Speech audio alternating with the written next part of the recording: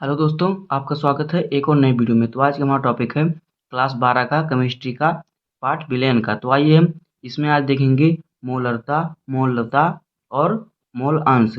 हम इन तीन टॉपिक को आज खत्म करेंगे और इसे अच्छी तरह से समझेंगे। तो आइए हम देखते हैं पहले मोलरता हमारा क्या होता है।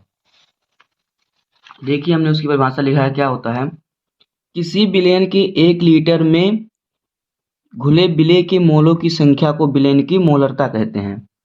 देखिए, माना ये हमारा कोई विलयन है, तो विलयन जो हमारा होता है 2 घटकों से मिलकर बना होता है।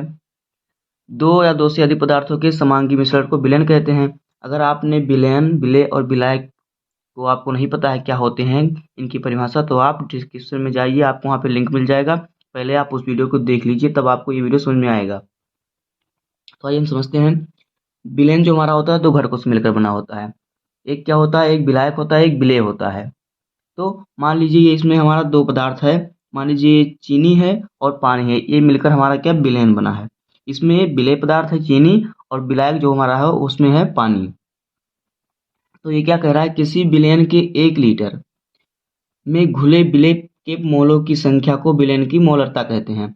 अर्थात चीनी पानी का घोल 1 लीटर है, तो उसमें जो चीनी का उसमें जो चीनी की मात्रा है मोल, चीनी मान लीजिए कि हम उसे को मोल में लेते हैं, तो जो उसके मोल की संख्या है वही हमारी होगी मोलरता। तो ये हमारा कह रहा है कि किसी विलयन के 1 लीटर का विलयन हो, उसमें घुले जो मोल उसमें घुला हो, उसमें घुले मोलों की संख्या को मोलरता कहते हैं विलयन की। तो आज देखते हैं मोलरता को हम यम से प्रदर्शित करते हैं। और इसका हमारा सूत्र होता है मोलरता बराबर विलेय के मोलों की संख्या, जिसे हम यम से प्रदर्शित करते हैं, और विलयन का अनुपात, जिसे हम भी से प्रदर्शित करते हैं। जब हमारा लीटर में होगा तो हमारा ये सूत्र रहेगा। अगर हमारा जो है आयतन हमारा ml में रहेगा, तो वहाँ पे हमारा क्या हो जाएगा, मोलरता बराबर, मोलरता को हम यम से प्रदर्शित, यम बराबर n हमारा है विलेय के मोलों की संख्या, और v हमारा क्या है, आयतन, विलयन का आयतन। अगर ml में रहेगा तो 1000 से गुणा हो जाएगा। क्यों? क्योंकि 1000 ml बराबर होता है 1 लीटर। तो आप इसका स्क्रीनशॉट ले लीजिए। अगले टॉपिक पे चलते हैं। तो दोस्तों और सुन लीजिए, देखिए ये जो हमारा n है इसका हमारा क्या होता है सूत्र।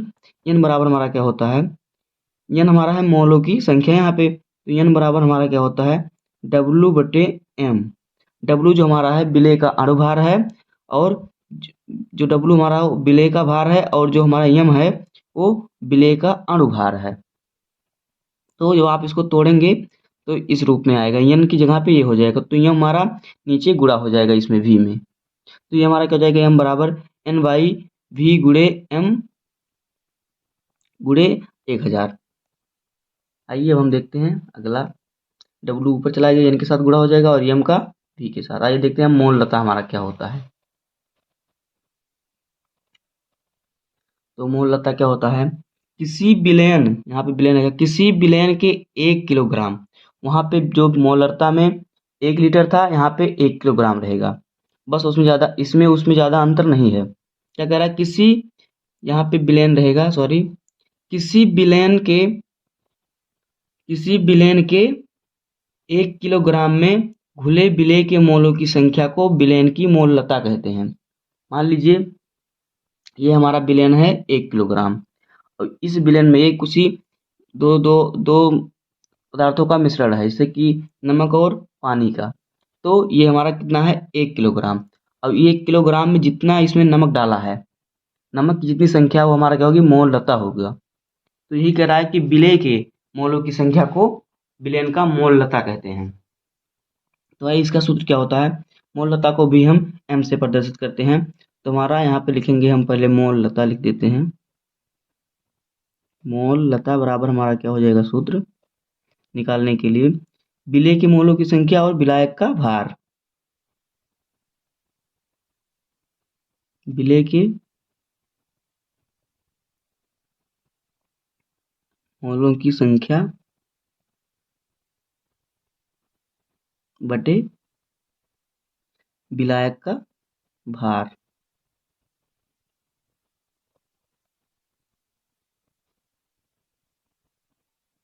दोस्तों मोललता को हम m से प्रदर्शित करते हैं,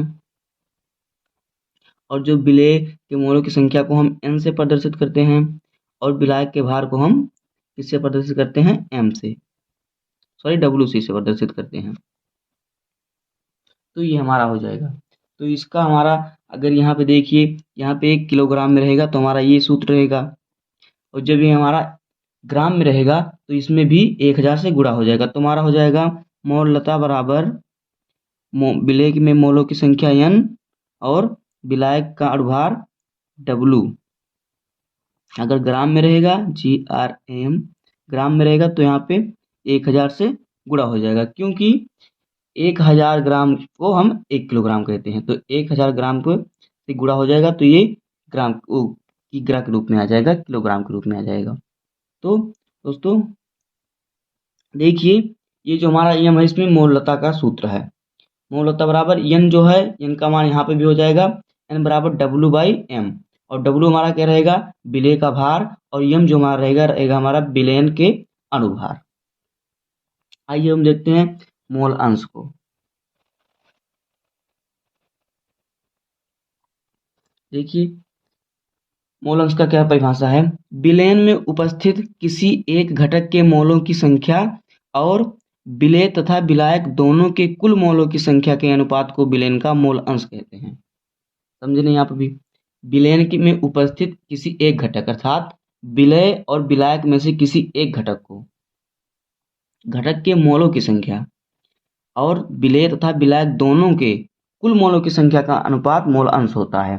तो देखिए इसमें हमारा जो विलेय है, मान लीजिए हमने इसमें क्या नमक डाला है, नमक पानी में घोल दिया है, ये हमारा जान लीजिए जो रेड कलर है हमारा पानी है विलायक, और विलेय जो है हमारा वो हरा हरा हमने चीनी डाल दिया है, ये हमारा विलेय है। तो हम यहाँ पे ऐसे लिख नहीं सकते सूत्र में कि चीनी प्लस नमक, तो हमने विलेय पदार्थ को ए मान लिया है और विलायक को बी पदार्थ मान लिया है। ए घटक और बी घटक माना है हमने, विलेय को ए घटक और विलायक को बी घटक माना है। तो ये हमारा क्या हो जाएगा, तो जब हमारा क्या कह रहा है, एक घटक के मोलों की संख्या, तो विलेय के मोलों की संख्या पहले हम देखते हैं। तो हमारा विलेय के मोलों की संख्या, विलेय को हमने ए माना है, तो विलेय के मोलों की संख्या हमारा क्या हो जाएगा, Na, क्योंकि n हमारा जो है वो मोलों की संख्या है, ए हमारा क्या है, विलेय, तो ये हमारा हो गया विलेय के मोलों की संख्या बराबर क्या हो जाएगा हमारा, एक घटक के मोलों की संख्या, अर्थात पहले हम एक घटक, दोनों में से एक घटक को लेंगे, तो हम विलेय को ले रहे हैं क्योंकि विलेय के मोलों की संख्या है। तो Na विलेय के मोलों की संख्या एक घटक का हो गया।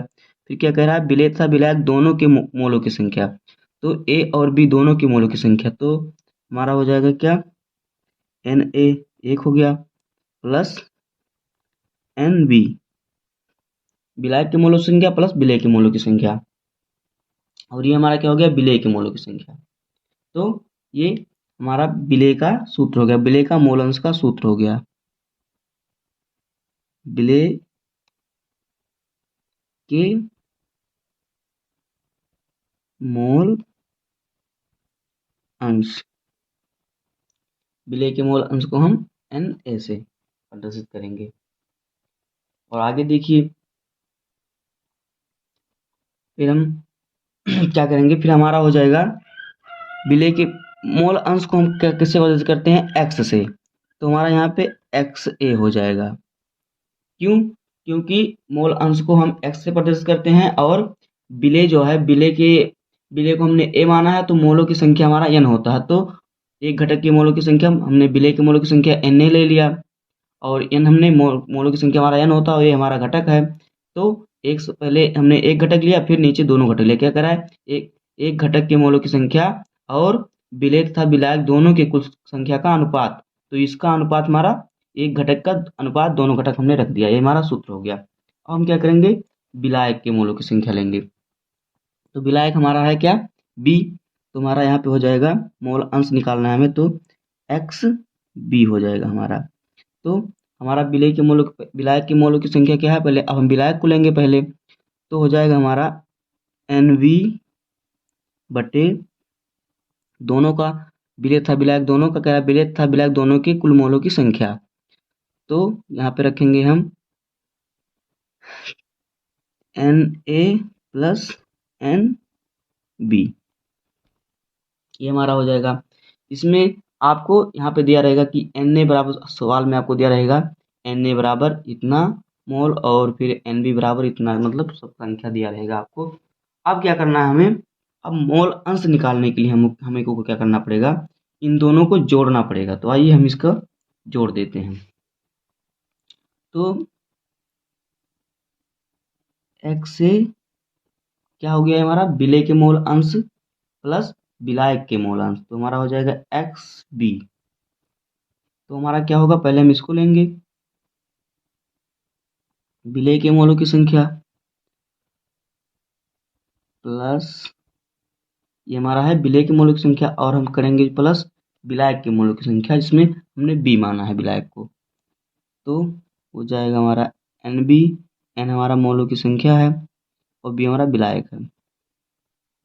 Na से ये N है, आप इसमें समझना, इसे N समझना, प्लस NB। तो इसका जो हमारा मान होता है 1 रहता है सदैव। इसी पे हम अपने सवाल को लगाएंगे न्यूमेरिकल में। तो दोस्तों, उम्मीद है कि आपको वीडियो पसंद आया होगा। अगर वीडियो पसंद आया हो तो वीडियो को लाइक कीजिए और चैनल को सब्सक्राइब कीजिए। मिलते हैं किसी नेक्स्ट वीडियो में, तब तक के लिए धन्यवाद। जय हिंद। और वीडियो दोस्तों के पास शेयर कीजिए, क्योंकि शेयर करने से ज्ञान बढ़ता है।